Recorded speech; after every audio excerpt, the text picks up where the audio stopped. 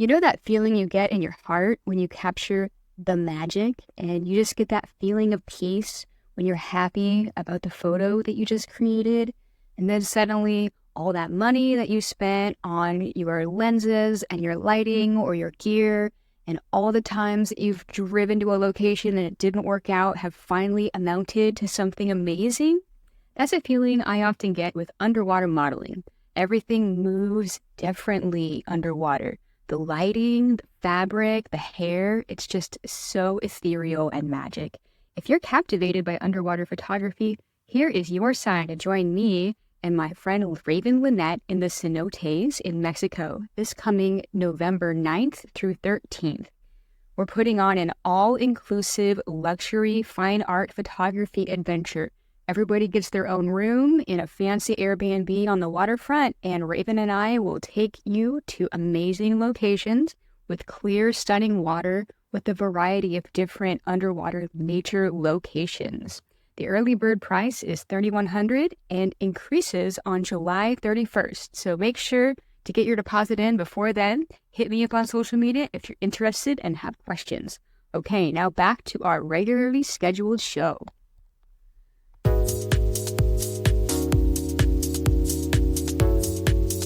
Welcome to Sunrise Life, the podcast where we have conversations with fellow traveling models. Today, I have Emma Sirus on the line. Say hello. Hello. Thank you so much for taking the time to chat with me. I'm really excited to get to know you better through the course of this podcast. And some of the things that I noticed when I am scrolling on your page is that, you seem to be really good at marketing. You have a lot of cute outfits and a lot of cute ideas, tons of high quality photography, and you post reels pretty consistently too. I do. Thank you for checking it out.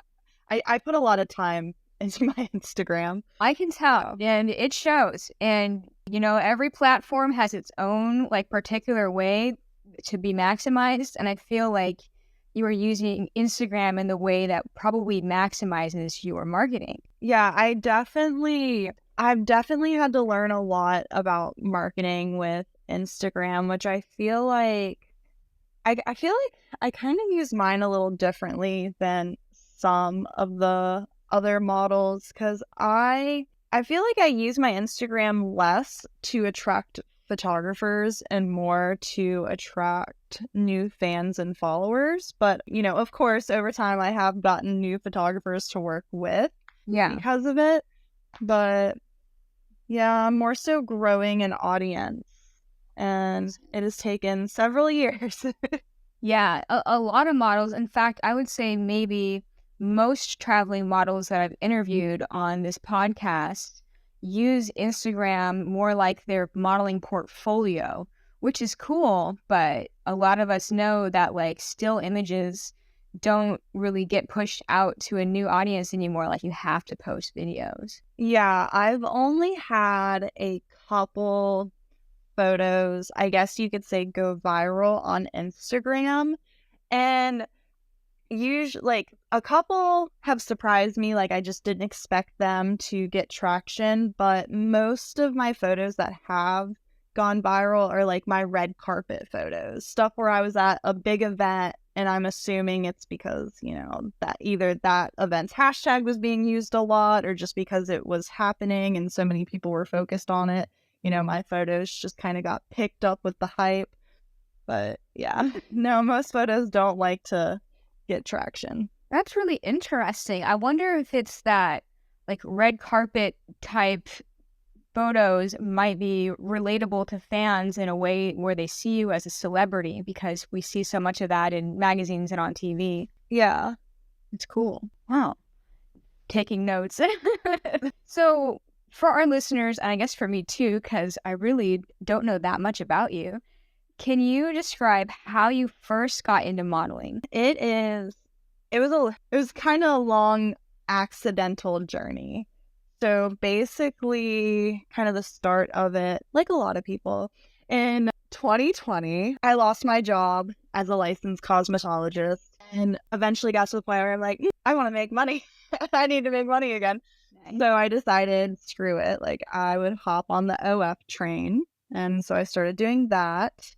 And then I started getting offers for filming in professional adult scenes. And I was like, you know what?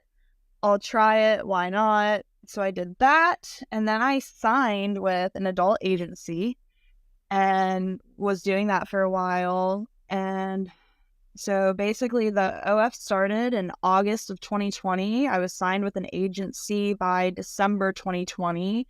And then, I don't know, maybe February of 2021, I had met a guy on set for a professional scene that was talking about how he runs a modeling event and he would love for me to go to it. And it just happened to be in Virginia, which is where I reside.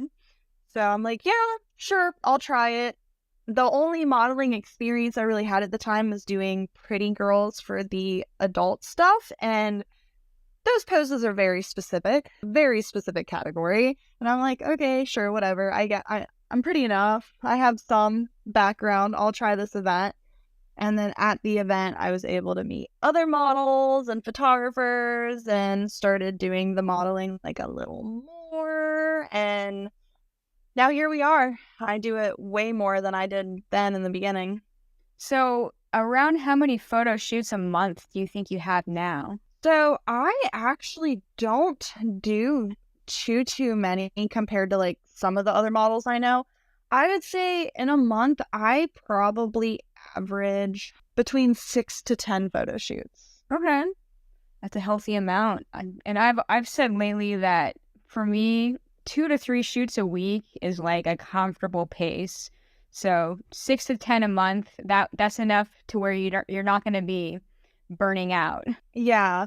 I also I kind of bunch unless I get hit up about someone, coming close to town, close to where I live. I'll kind of do those unexpectedly, but most of my shoots I have to travel 2 to 3 hours for. So I try to pick a weekend and just cram all my shoots into that weekend if possible. And because I have multiple sources of income. So the modeling is like maybe like a third of what I make. Depends on the month. Because, some months, like most of us, like some months I just happen to have a ton of shoots. Yeah. So, of course, take it when you can. Yes, exactly. And that's kind of similar to my situation.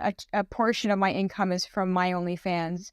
I still make some on Patreon, and then a good portion of it is from photo shoots. So yeah, just diversifying a little bit. Yeah, which I've found too with the modeling, like, I guess because I'm sure there's some photographers that are very professional, and then there's some that are just weirdos with cameras. Yeah. I've gotten to the point where I feel like I can be a little more picky choosy about what shoots I take, which is nice because in the beginning, I just wanted any shoot I could get. And that is exhausting, especially when you're shooting with the weirdo with the camera. Yeah. Yes, I know exactly what you mean. That's really curious, though. So when you first got into modeling, you were started in OF, and then you started working with an agency, and they had like adult type photo shoots for you, but you were working through an agency. And I'm personally curious, like the level of professionalism within the agency that you were working with, how does that compare to like what you experienced as a freelance model booking like independent shoots with photographers? Well, it is. I will say it's a little different because my agency was more so booking me for video work, and the photography was just kind of like paired into it because for every video you do, they're going to want a photo shoot. And I will say, though, I do like having work that is booked through an agency because most of the time, the people that I'm working with are vetted in some way. And so there's less likely to be issues with like the staff or the company or whatever. Like there's less risk, not always, but I feel like there's less risk where booking my own stuff, Like, I have to try and vet people myself. And also, like, showing up when I'm showing up to set for the adult work, like, there's a lot of people. Like, there's multiple people there, and this is their job. Like, at the end of the day, everyone is there because all of us are getting paid to do these photos, do these videos, and go home. Like, this is our job. Where with the freelance modeling, a lot of these photographers, I feel like, don't always treat it like a serious job, because there's no one above them. Like, there's no one like, hey, like, you need to do your work or you're not getting paid. And so people just don't take it as seriously, and they also misbehave. Yeah. Right. Not all photographers, but it does happen probably Yes. more often than people would like to admit. And one thing that I've always said is that as a freelance model, like, when we're out there doing this is like how we pay the bills, by booking photo shoots and stuff. But for a lot of photographers, photography is not their full-time gig. It's their creative hobby or their creative passion.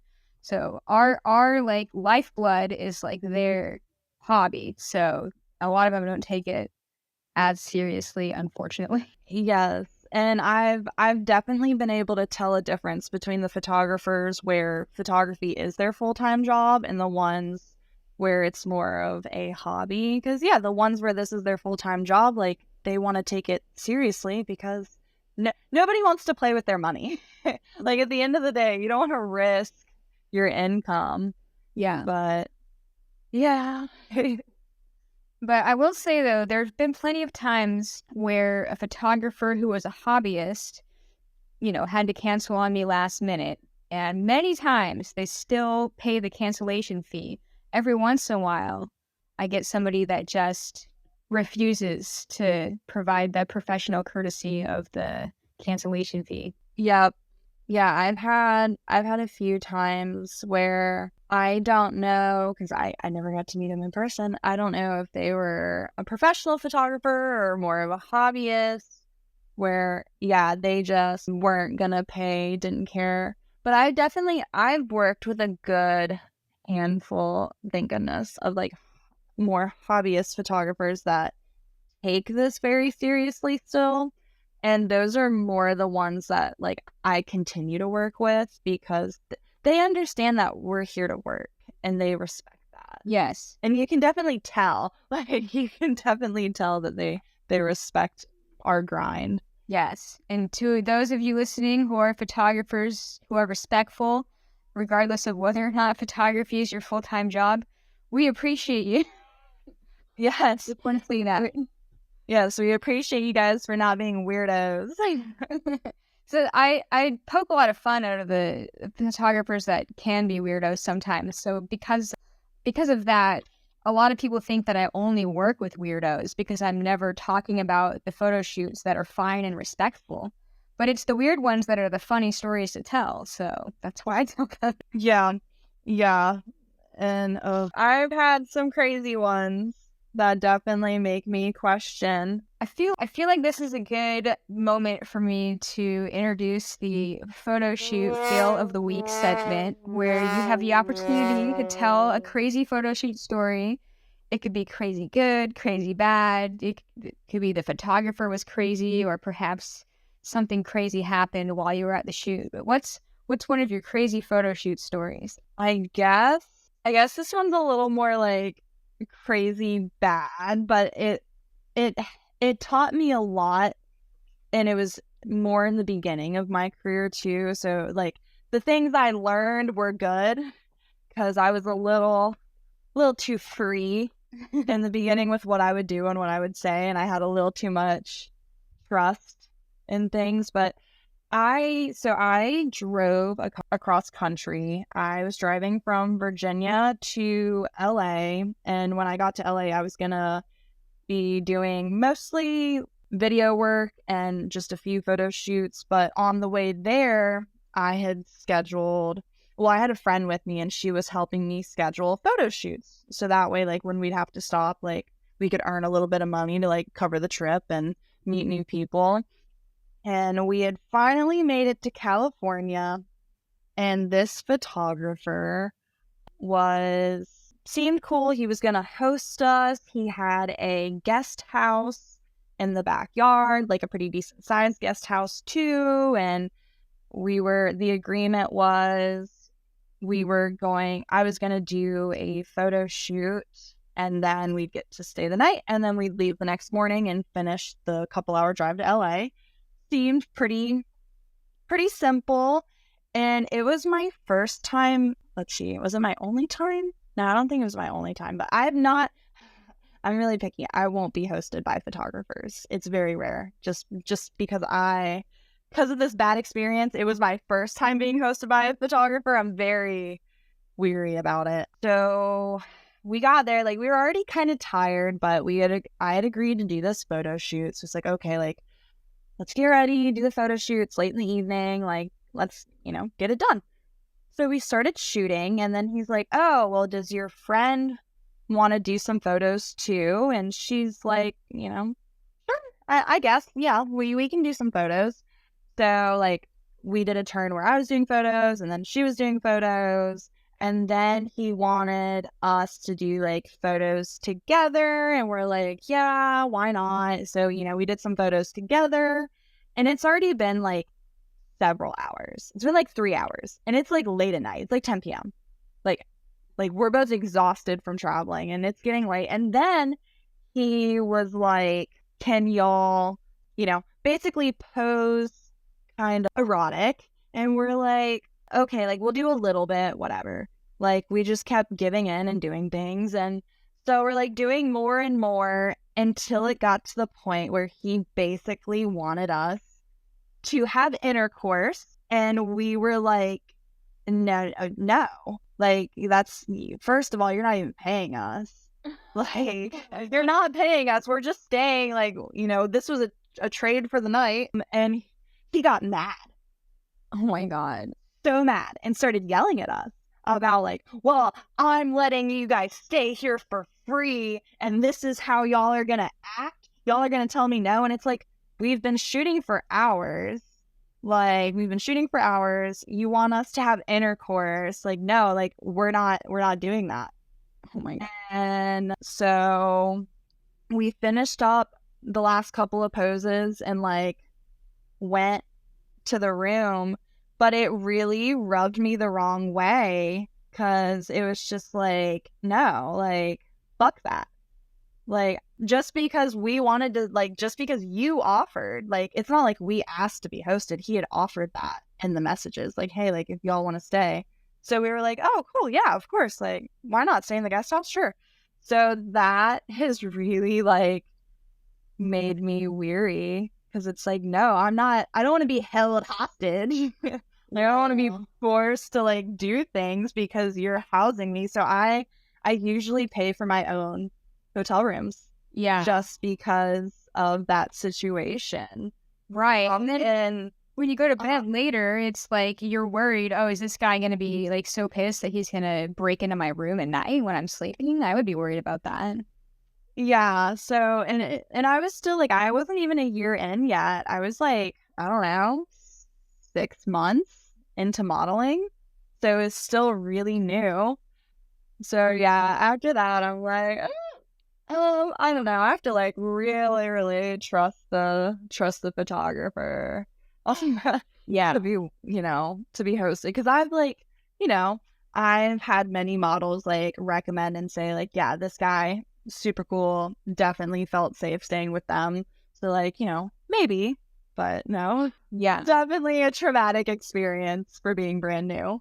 Yeah, that sucks. I'm sorry you had to go through that. And that is like super like early in your career too. Like what a douchebag. Yeah. And the craziest part, he is not the only photographer to try and make me and my friend have intercourse on camera and not want to pay us for it, and then get mad we say no, which is the even crazier part. What? And like in email in advance, they haven't communicated that that's what they wanted to shoot? Nope. We would just both show up to the shoot, because she was traveling with me for a while, because like I would go on these longer trips and she'd come with me, which was nice, you know, having someone with me. And so we'd show up to the shoot and they'd be like, oh, she's pretty. Like, can she shoot too? And like, it always starts that way. Like, oh yeah, can she shoot too? Yeah, of course, whatever. Like, as long as you're willing to like pay her rate, yeah, we'll do some poses.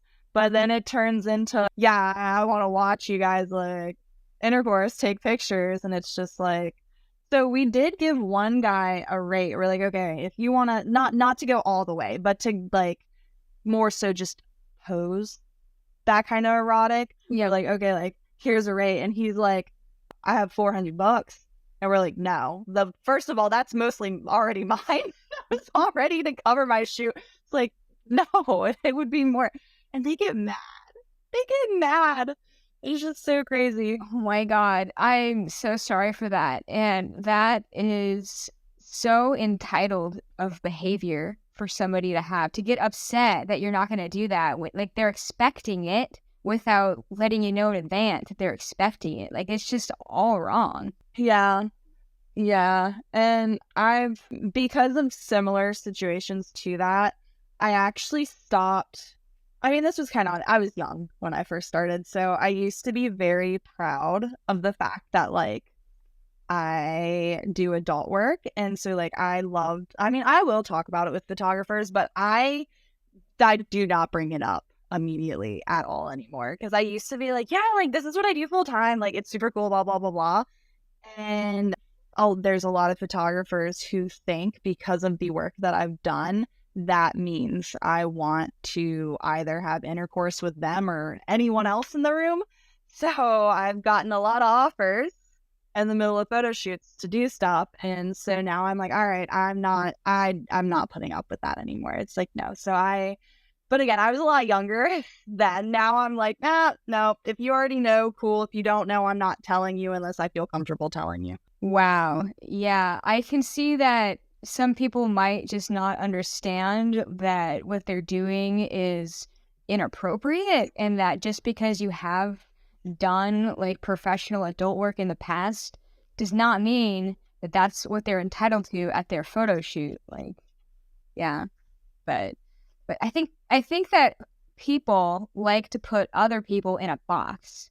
And I've heard this also with like exotic dancers and strippers and such, where if a photographer finds out that the model has also been an exotic dancer, then they make these assumptions about them. So they're also probably making assumptions about anybody who has also done adult work. Yeah. And I could believe that they would feel the same way about the exotic dancers. Yeah, it's crazy. The things we get asked to do. It's crazy. Yes. I think this is a good point for me to finally ask this question, because the last few podcast guests that I had weren't like on OnlyFans or hadn't done adult work. But I get this question requested often from people who listen to the podcast, and many of them are photographers, and they want to know what the opinion is of a photographer that either wants to shoot with a model, is planning to shoot with a model, or maybe has already shot with this model,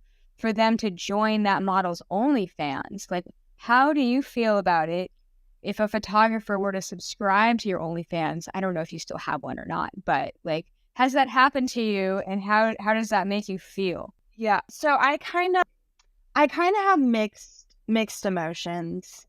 I do still have my OnlyFans, and I'm sure there are some photographers that are on there that I may not know about. And honestly, if I don't know, that's fine. That's fine. You know, like if I don't know, it's not hurting me. And as long as you're not being a weirdo, cool. I do have photographers subscribe. I've had a few different types of photographers subscribe. Some will subscribe and be like, hey, I really want to shoot with you, but I haven't been able to get in contact with you other ways, which, knowing me, that's very possible. Like, it's hard to get in contact with me. So it's like, okay, so when that happens, if I respond, which I do, I try to respond to all my OF messages. So when I respond, as long as you haven't, the biggest thing is that better be the first message. There better not be a, oh yeah, I want to buy your naughty videos, or like, oh, give me a, cock rating. The first message better be, hi, I'm so-and-so. blah, blah, blah, blah. I would like to shoot you. Because if I see that there's a history of like wanting to like sext and everything else, no, I'm not responding. Like I won't. But if the first message is professional, okay, fine. My go-to is, do you have a Model Mayhem or an Instagram? Preferably, I like to go to the Model Mayhem first. But if there isn't a Model Mayhem, then it's like, okay, what's your Instagram at? And then from there, I'll look them up and, kind of start the vetting process from there and then switch the conversation away from OnlyFans. That, that I'm okay with, but they have to be very professional in the OFDMs. There cannot be anything inappropriate because I don't like to blend that kind of work. I don't want to blend it, but I've had some who have like messaged I didn't get back to immediately and then have sat like at first I'd be like, oh yeah, definitely we could start discussing doing a photo shoot, and then it turns into, oh well, if you're interested in doing a photo shoot, then would you be cool with us doing like a boy girl scene? Well, nope, you just lost it. Sorry, not gonna respond to you anymore. Yeah, and I'm sure that their boy girl scene involves them putting their camera on a tripod, and then they are also the male talent, right? Yes. Right. Yeah. So yeah, I'm very picky about if I'll respond. Yeah. So that makes a lot of sense. And as I'm listening to you describe, like, the types of messages that you get from photographers who join your OnlyFans, I've definitely had similar. And there's people that interact with the content and they're like commenting on photos and videos that are like more explicit stuff than I would do at a photo shoot. And it makes me wary of ever working with them in the future because I feel like they're going to want to pressure me into doing something that I just did for my OnlyFans because they think that that's what I'm going to do at the photo shoot too. Yes. Yeah. And that's something I am wary about because just because we at home in our bedrooms are willing to film that kind of intimate type of content does not mean we want to do the same thing for someone else. Yeah. Firstly, safety is definitely always as people cross the line, people could be infected, people could be violent, you just never know. We don't want to fuck with that shit, There might be models out there that are more willing to do that, but I'm sure that they'll let people know, right? We're just trying to make an income here, running our own show, running an OnlyFans, doing modeling, and just because we're comfortable doing certain acts on camera for, like you said, in the comfort and privacy of our own rooms, does not mean that that's, for sale for everybody as some kind of a one-on-one experience for them. Exactly. And I think sometimes some of these photographers forget too that OnlyFans is a fantasy. Yeah. It is a fantasy. Just because we're posting and saying one thing does not mean we actually personally feel that way or want to do those things. Yeah. I know. Oh my God. I know exactly what you mean. We all have to say hey baby, I'm so horny right now. You want to order a custom video or something like that? And it's no, we're not fucking horny. We're trying to pay our bills. And I'm destroying the fantasy right now if you're listening. Exactly. I do enjoy, I enjoy having my OnlyFans. I enjoy making content for my followers that, I enjoy making it so they can enjoy it. But no, 100%, there are some days where it's yeah, I'm not super in the mood, but I should still post because I know they want to see content. Yeah.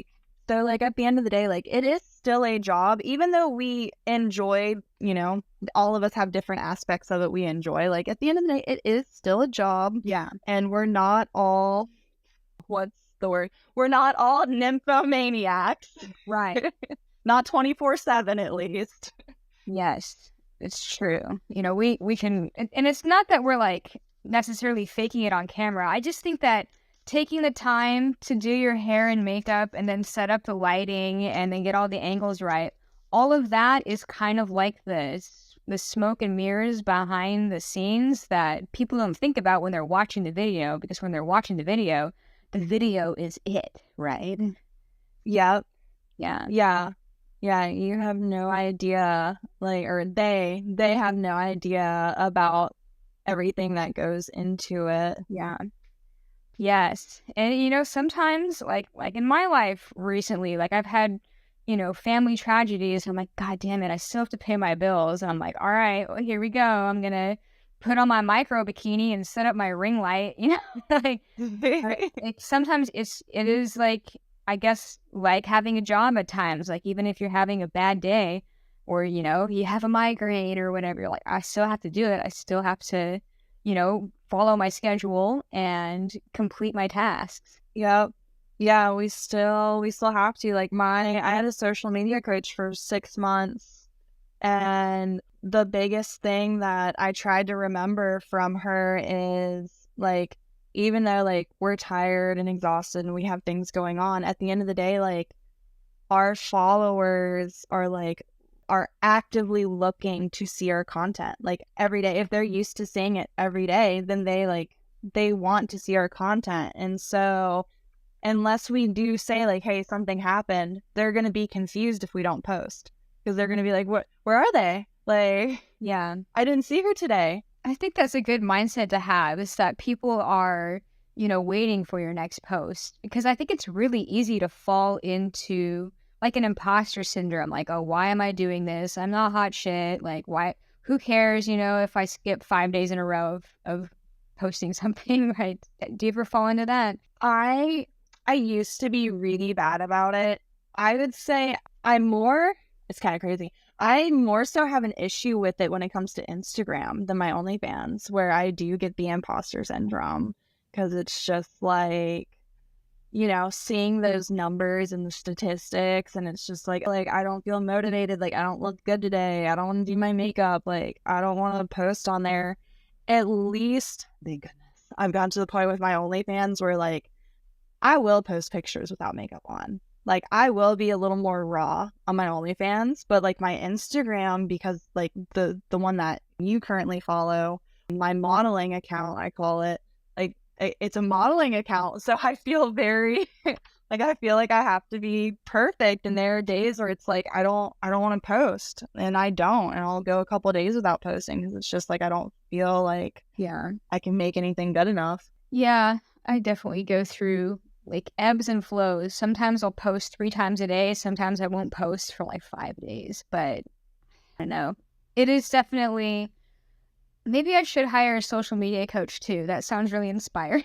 That might help me out. Yeah, it was very helpful to have someone to talk to, which sadly my social media coach, the whole reason I don't have her anymore is she just finished her program and she's still doing social media coaching style things, but she's not doing one-on-ones anymore. She's now planning and hosting events for content creators. So she's kind of, moving up to things she really wanted to do. So I am sad she's not my coach anymore. But I did learn a lot, being able to like talk to someone and just be like, okay, like I feel shitty, don't want to do this, and then like get her viewpoint. And I'm like, okay, it's not that bad. That's awesome. I love that. Recently on your Instagram, you've been posting some updates about your recent breast enhancement, and I would love to hear more about that. Yes, I finally went through with it and got a breast augmentation.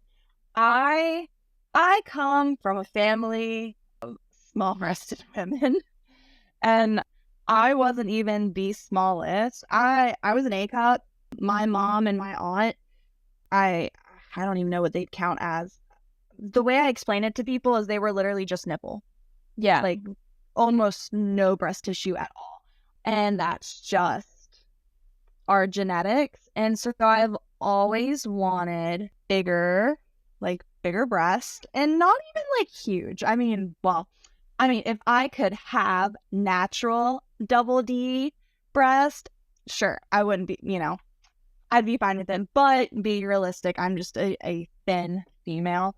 So I just wanted to move up two cup sizes, although I don't know if I'm actually going to be a full 2 cup sizes by the end of my healing. It might be more like 1.5 cup sizes. But yeah, I felt like I didn't look natural, which is kind of crazy because like I naturally have very small breasts, but I'm tall. Like I'm tall and with the way like my looks are. And I think because of my work in the adult world, because I used to be casted as like a young 18-year-old, I don't I don't feel like I fit that image. And I feel like the only reason I did was because of the fact I had the smaller breast. And I'm too tall. Like, I'm too tall. And I started working out very intensely back in December. And so I was losing even more breast tissue, which means I was gonna be very flat by the end of my workout journey. So I just didn't. I don't know. I just wanted a little something just to fill me out. Little handful. Exactly. I'm officially at the point where I can actually put my hand around my whole breast. And that's something I've never been able to do. And this is like a very recent thing. You're still healing right now. Is that right? Yep. I am, what is today? Day 8 after my surgery. Oh, yeah. Does it still hurt? Like, yes and no. So I'm actually having a better time on the left breast than the right breast. The right breast is just giving me a little more issues. And I'm not really sure why. Someone did tell me that, like, oh, it could just be because, you're right hand dominant and you might have had extra muscle on that side. So that, it's taken a little more to heal that muscle. But yeah, it's not as painful as it was. I can officially lift my arms to 90 degrees. I can raise my arms up to a full 90 degrees. I still cannot lift my arms fully in the air yet, but I finally can hit 90 degrees. wow. What, can you drive? Yes. Yeah, I can drive now, which I thought it was kind of interesting. The driving wasn't really based on like a specific day of recovery. It's more so, one, you have to be off your pain meds. Like, obviously that's for anything. Like, you have to be off your pain meds. And 2, it was, how do your arms feel holding the steering wheel? Like, if you're not in a lot of pain, then cool, you can start driving. Cool. Well, that's great. I'm excited to see updated photos of you when they heal. And I'm sure lots of people are waiting on pins and needles. Yes, I'm very excited. I'm really hoping to kind of prove a point with how I look once they're healed, because I've had so many people like have negative things to say, which granted, I understand like the beauty in being all natural. Like I get it. There's nothing better than just all natural what God gave you. But for me specifically, like so many people had the nerve to like assume I was ruining my body and I was gonna go from like being an A cup to like, you saw some of the comments, like a double, triple D, something crazy, which isn't even something a good surgeon would do. Like the standard rule is 2 cup sizes. Every once in a while you'll find a guy who won't care and will up you a little more than that. But I'm really hoping that like having this smaller upgrade, like people will stop thinking I ruined my body. I mean, I'm sure there will still be some, but a lot of people think I'm just getting giant fake tits, and that's not the case. Like, my boobs are not large at all. Like, my cleavage doesn't touch fully. I mean, I have a little bit of cleavage now, but like, they don't touch. So my boobs are still smaller. Right. And it's the same kind of sentiment that a lot of like, I guess boomers will also say about models who decide to get tattoos and things like that. It's like they all have their opinions, and it's just like, opinions are like assholes. Everyone's got one, but for some reason, old white men are usually the ones that feel the need to let you know that, you are not in alignment with their opinion. Yes. Yeah. And I made a whole rant on Twitter about it, but I purposely, like, I I knew this was going to happen. I knew people were going to get mad, mainly photographers, handful of my fans. I knew people were going to be upset about it. And I kind of knew because one, I've seen it happen to other models and actresses, and also because I've posted over the years, because this is something I've been wanting to do a long time. I've posted so many polls on my OnlyFans. Like, what would you guys think? So like, I waited till the last minute to post about my surgery. And I think it really like shocked a lot of people because it felt sudden to them. Like there was no like gradual leading up to like, hey, like I'll be getting surgery in X amount of months. Like, no, it was like, all right, I'll have boobs next week. And so a lot of people were like, no, don't do that. Reconsider. And it's like, no, there is no reconsidering. I've had this plan for 6 months. Like, I did not want y'all's opinions. That is why I waited till the last minute to post about it. Yeah.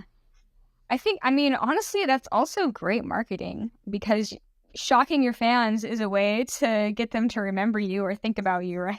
Yeah, I have so many drafts in my Instagram for like once I'm healed. I have so many drafts that are all going to be transitions of me starting with like the smaller breast and then, you know, however the transition goes to like me having the slightly larger ones. So I think once I can get those reels posted, those are probably going to get a little bit of attention. Can't wait. I'm excited. I gotta hurry up and heal. The healing process takes a little longer than I would like it to. Right. But, you know, like people love transition. They love before and afters. Like that shit, people eat it up like crazy on the internet. Mm-hmm, mm-hmm. I'm guilty. I love a good transition. I do as well. I do as well. I want to take a short little break to tell you about Model Society. ModelSociety.com is a website dedicated to featuring figurative fine art photography for models and photographers. What makes them different than other portfolio hosting websites is that some of those other websites will still host kind of tacky photography or exploitative photos. Model Society screens all of their contributors for quality and authenticity. So you only get the best of the best on there. If you're not a photographer or model, you can still enjoy and appreciate Model Society because they also have newsletters and magazines featuring their best work and new articles each week. Check it out, modelsociety.com. I will also include a link to Model Society in the show notes. All right, now back to our show. So I have another question that I'd like to ask that I also ask everybody on the show. I call it the rising phoenix era of your life. Can you describe something where you were faced with a challenge that you had to overcome? It could be related to your modeling or not. Let's see. You're definitely going to have to edit out like a solid minute of me. All right. I can't start. Sometimes it's like a transition in career or like overcoming insecurity, something like that. Okay, I think I have one. Yeah, so I think something I've kind of like gone through, I don't know how this is for other people, but I guess when I first started modeling, I guess the plainest way to put it, I thought I was hot shit. Like, I really thought, like, yeah, like, I am so good at this. Like, I know what I'm doing. Like, I'm the fucking best. I also had friends that were, like, hype men. So, like, you know, they really hyped me up, which honestly was not a good thing because it, like, I believed it a little too much. And then over the years, I've kind of humbled myself because it's like, oh, shit. Like, no, when I first started modeling, I wasn't that great. Like, no. Like, I was not perfect. I did not have a good variety of poses. Like, I wasn't the best. So I think now, like, I'm a lot more humble about, like, yeah, even though I'm several years in, I'm not the best model, but at the same time, like, I'm okay with that because I'm also more willing to learn and take advice. And something I'll tell photographers when I work with them, especially if I'm working with them for the first time and we don't really know each other's styles and flows, I will say, like, hey, like, if there is a specific type of posing or whatever you would like me to do, like, definitely, like, let me know, like, these images are for you. Like, I want to make sure I can get across the image that you want. So I'm very open to, like, I'll say criticism. Obviously, I don't want someone to just be like, oh yeah, you look bad, but I'm very open to like criticism on like, hey, like if my chin is too high, yeah, if you notice it, point it out. I'm going to lower my chin. Like, cause that, me specifically, that's just something I do all the time. I raise my chin too high. So, or like, yeah, if I should move my arm a little more, yeah, tell me. Like, I want us to get a great image. And like, if you gotta, tell me I'm doing something slightly off, yeah, tell me. And I'm just so glad I've gotten to that point, because now like I mentioned, I am willing to learn and I'm willing to take criticism. That's great. I resonate with that a lot too, because I also felt like I was like the hottest shit ever. Like when I was first modeling, like even I guess mostly after I went full time, when I quit or not quit, I got fired from my job and then I went into full time modeling. I was like, oh, I'm doing this full time now. This means that like I'm some kind of badass and I've like, done something that a lot of people will never do. And you have to pay me like this rate or I won't talk to you. And I had that like hot shit mentality. And it was definitely toxic and cringe as I did a lot of cringe stuff in my early career. And I'm so, so grateful that like that all happened before Facebook was really like a popular platform for us to, get together on. Because I feel like if I was in my early career stage now, people would be probably talking mad shit about me because I started out, I was still an alcoholic. I would get drunk and Model Mayhem message people. Yeah, so for you to have like matured to this level with just the 4 years since you started, I think is really amazing. And I think that it shows a lot of maturity, for somebody who's been doing it for 4 years now. I think that's great. Talking to other models and like finding out, because I was kind of thrown into the freelance modeling world, I didn't know much of the history of it. And so getting to talk to other models and finding out that there's models that have been doing this for 5, 10, 15, probably more than that years, it's like, oh dang, like there's a lot to this industry and there's a lot of things to learn. And so, yeah, talking to, you guys who have experience, I'm like, okay, wow, yeah, there's a lot of things I didn't know. There's a lot of things I need to learn. Like, I still have time, and that's another thing. I still have time to learn as well. Like, yeah, I just turned 25 this past week, but my looks aren't going to be gone in the next couple of years. I still have a little while. Yeah, no, you're gonna be just fine, I think. I thought that my career was ending when I was 25, and that was really when it was actually just starting. Yeah, you never know. I mean, like, especially with how flexible art modeling is in contrast to like, fashion modeling or even a lot of glamour modeling, like as we age, there's always going to be people that want to shoot and I've kind of like crossed over into this category of like over 30 models that where there's apparently like a whole pool of photographers that prefer photographing models over 30, which I'm like, sweet. But I think that part of that is because social media over the course of the pandemic has like created a lot of rifts between different like ideologies of people. So some people are like, oh, I only want to work with 30 plus women because they are not going to be like this certain personality type that I don't like or whatever, which is also bullshit. But anyway, I think it's great that, you're 25, I think that you're going to be able to do this for a really long time. Yeah, that's definitely the plan. I have a lot of things planned for the future, but I definitely want to continue with the modeling until I decide there's something else I want to do. And are you also still working with the adult agency? I'm with a different agency now than when I had first started. I didn't do a ton of adult acting the past year. However, I'm thinking about doing it a little more. I don't think I would go as heavy with it as I was, but I think right now I still want to use what I can from being in the industry, because there are like, not everyone would say there's a lot of pros to being in the adult industry, but there are like, I basically get paid to be advertised. So like I still want to advertise myself for my social media, and there's people I want to work with and meet.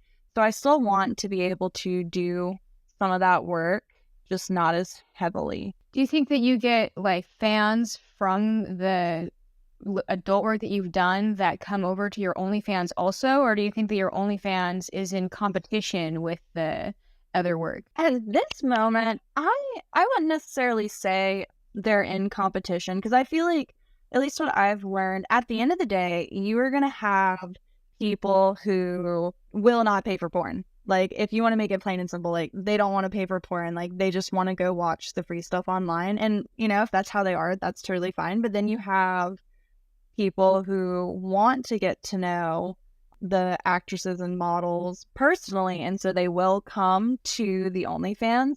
And I've had great success from getting fans from my professional scenes, because in my welcome message, I at the very bottom include like, hey, like, if you're willing, would you let me know how you found out about me?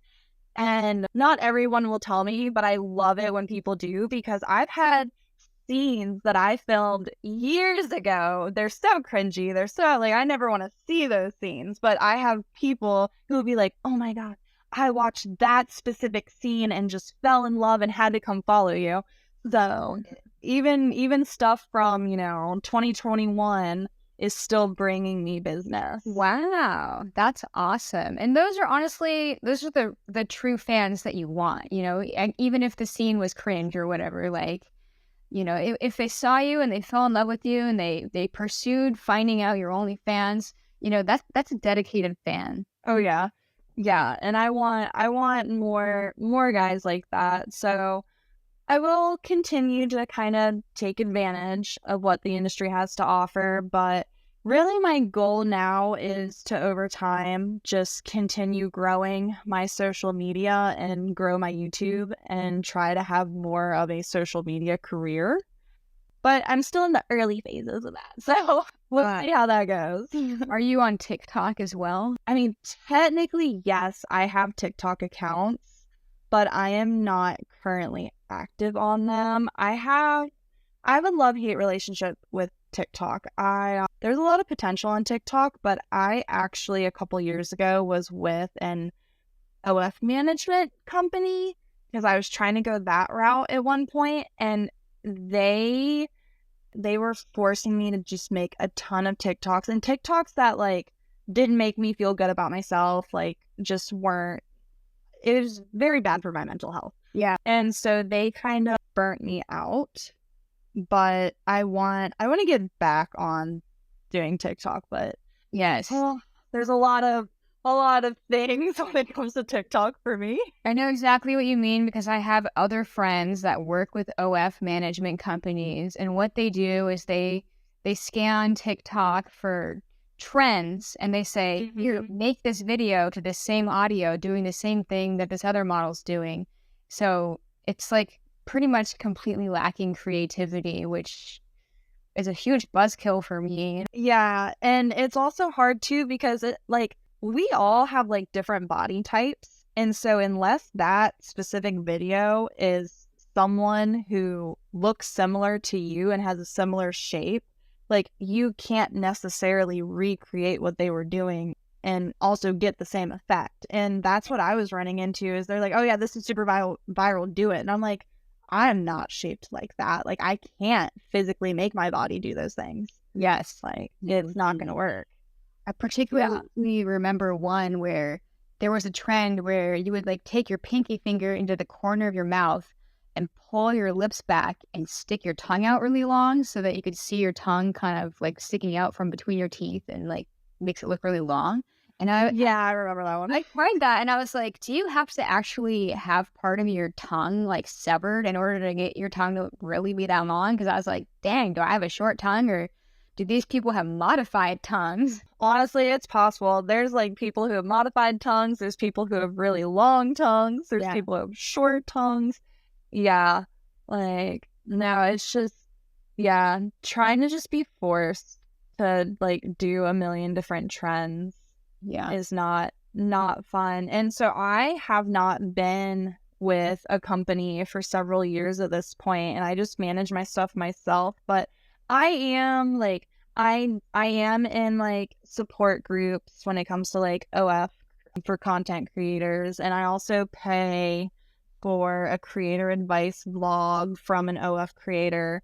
And so, which I really enjoy following her because she's one of the girls where she has never had an agency help her.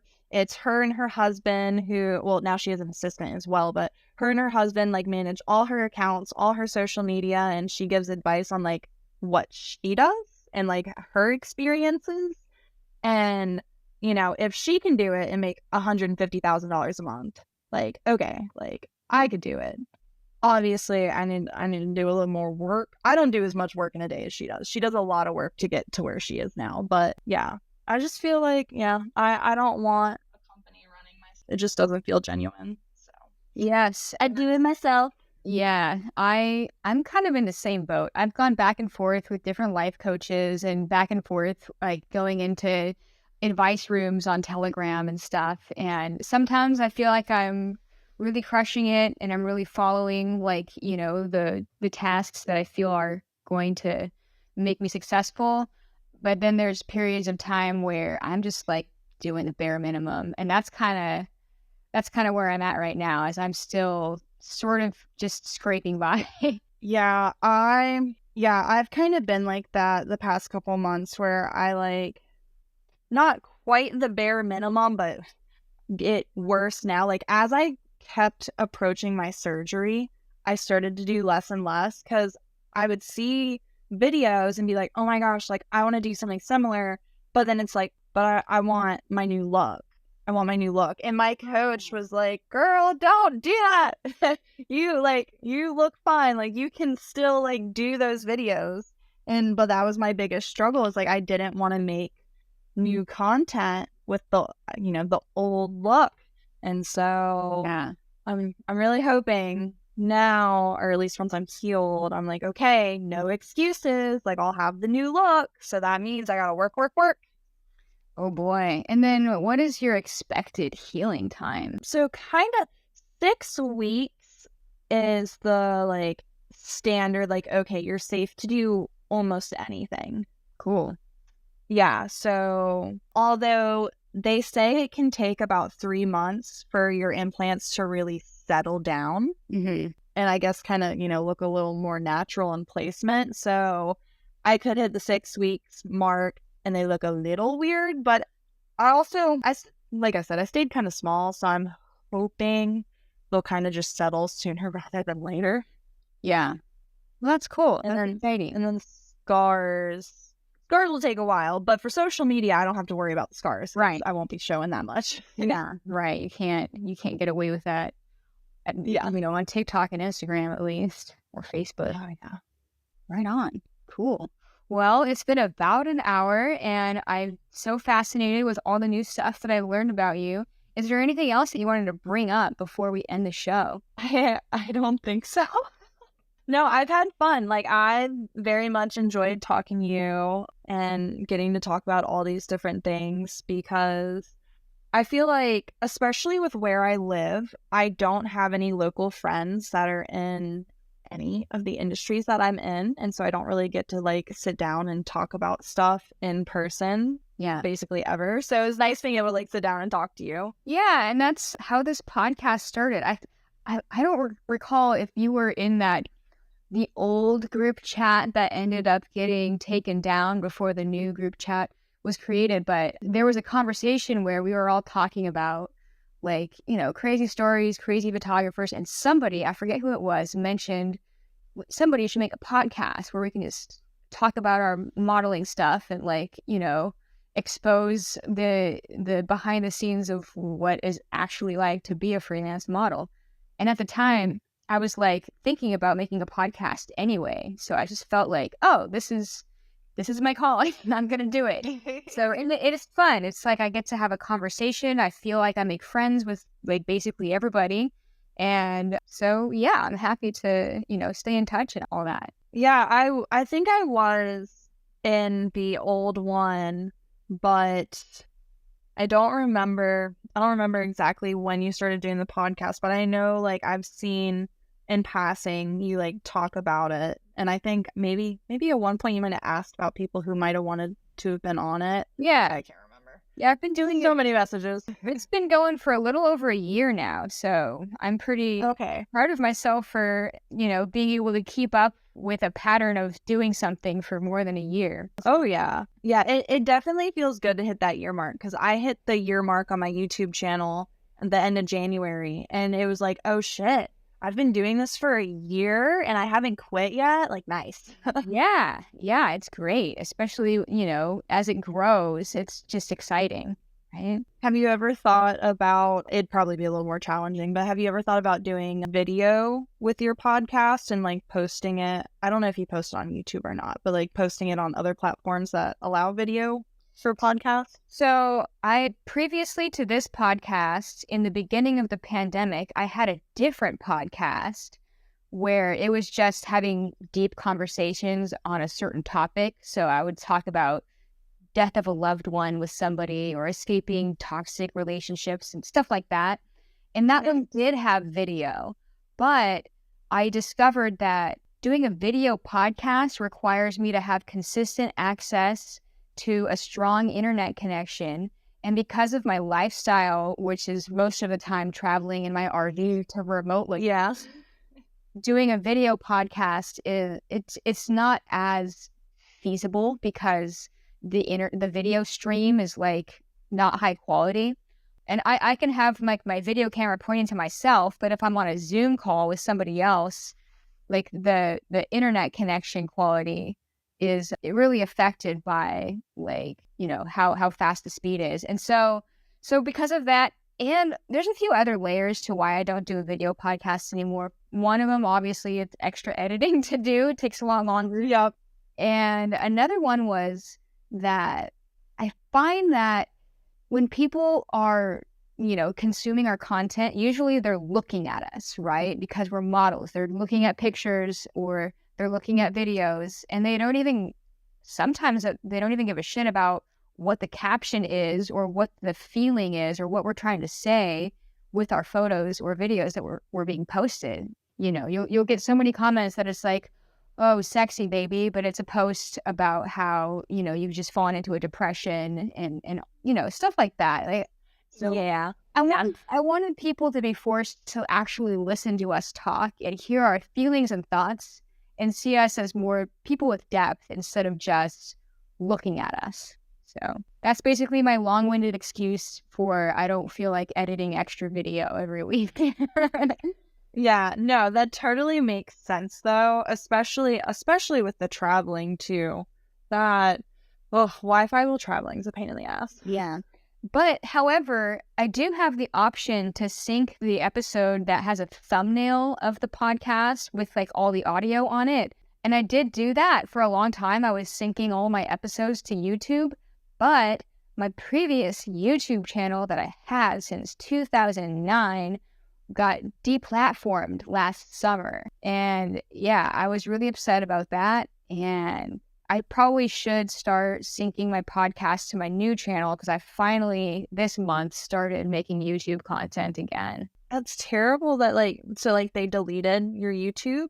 Yeah, my whole channel. I had like 42,000 subscribers, and I was mostly just, video blogging on it, sharing my travels. I would do occasional like posing videos or just me talking. And I made a posing video once, and it was me in a crop top and booty shorts posing demonstration on the bed, and the next day my channel was deplatformed, and even though I didn't have any strikes on my YouTube channel, they said that because it was a severe violation that there's no chance that I can get my channel back.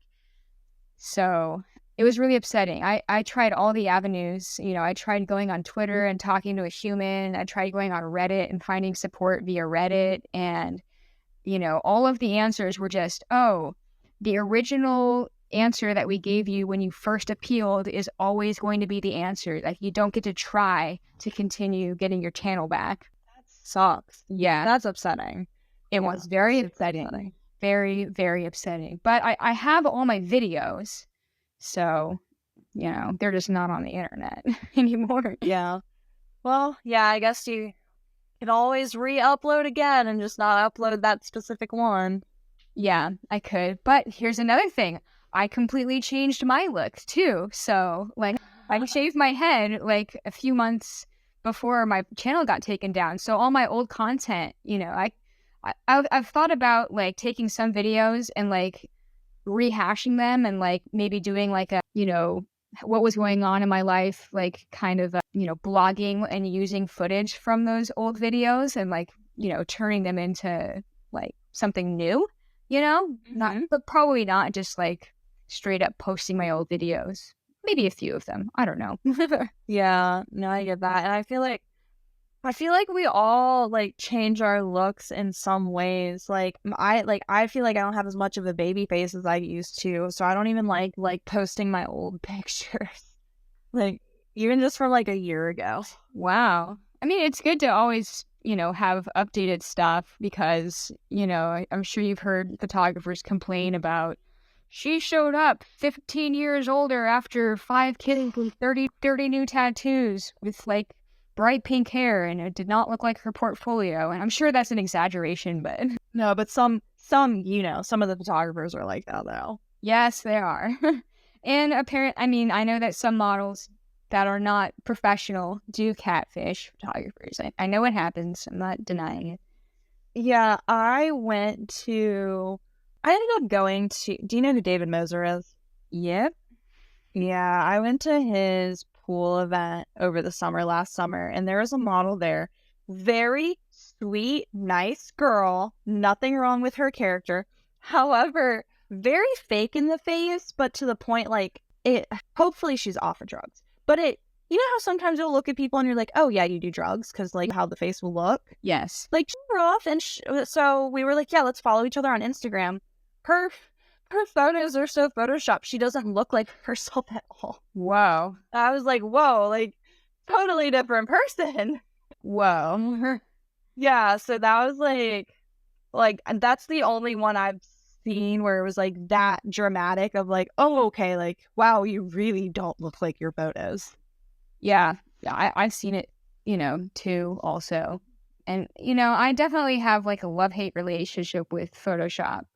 I think that there are ethical and unethical ways to use it, just like anything. Yes, yeah, like I've told photographers like, yeah, like if you want to just gently clean up my face, for the most part, don't really alter my body. The only thing I'll give like photographers permission for like altering my body is sometimes if I'm doing a seated position and if I don't fully move my cheek out, sometimes it'll be a little square. Yeah. And if they show me the picture, I'm like, yeah, just a smidge, like the teeny tiniest round. That's it. Don't give me like a fake ass. Like just Right. gently curve it, because I've done that on some photos where it's like, dang it, my cheek meat wasn't pulled out right. Yeah, it happens. I know what you mean. Cool. Well, Emma, it's been so fantastic having you for this interview. I'm going to let you go, but I will touch base with you over Instagram about